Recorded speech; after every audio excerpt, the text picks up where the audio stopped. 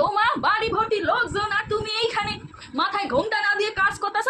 হ্যাঁ, তোমার শ্বশুর ভাসুর বাড়িতে আছে, একটু লজ্জা শরম নাই? আমাদের সময় আমরা এক হাত ঘোমটা দিয়ে কাজ করছি, বুঝছো? আর তুমি যে কি করো, লজ্জার বিষয়। এই নিন আপনার চা। বেলা 8টা বাজে, তুমি এখন আমার চা দিতাছ?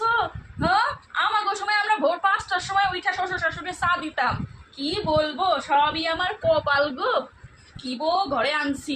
শুনুন মা, আমি একটা চাকরি পেয়েছি, তো সেই চাকরিতে কালকে জয়েন আছে, তো আপনাকে সেটা জানানো ছিল। না না বাবা, ওইসব দরকার নাই। আমাকে সময় আমরা গুরুজনদের সেবা কইরা সংসার ধর্ম পালন করছি, বুঝছো? না না না, ওইসব করা চলবে না। ওইসব চাকরি বাকরি বাদ দাও তুমি, হইব না। ও মা, খোকারে কও দেখিনি গ্যাসের লোকটারে ফোন করতে, গ্যাস শেষ হয়ে গেছে, রান্না করতে পারতেছি না তো। কেন মা, আপনাদের সময় তো গ্যাস ছিল না, উনুন ছিল, যেন উনুনে গিয়ে রান্না করুন।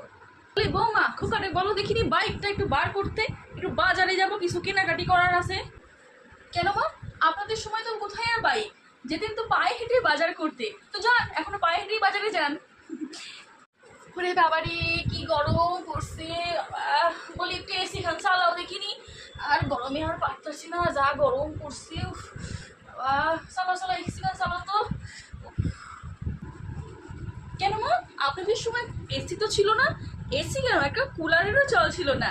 যখন গরম লাগতো তখন তো আমরা পাখার হাওয়ায় হাওয়া করতেন, তাহলে যান এখন পাখার হাওয়ায় হাওয়া করুন, এসি চালাবো কেন? আমি বুঝতে পেরেছি বৌমা, যখন যেমন তখন তেমন করাই উচিত, যেমন যুগ তেমনি ভাবেই চলন পালন করা উচিত। বুঝছি, আমারই ভুল, বুঝতে পারি নাই গো। আচ্ছা, তুমি যে একটা চাকরির কথা কইতাছিলে না, সেটা তুমি করতে যাও গা। যাও যাও যাও। সত্যি তো, এত লেখাপড়া শিখছো, চাকরি বাকরি করবা না? আমারই দোষ হচ্ছে। যাও যাও যাও, তোমার আমি চাকরি করার অনুমতি দিলাম, বুঝছো? আসো, যাও। যাক, তবুও আপনি বুঝতে পেরেছেন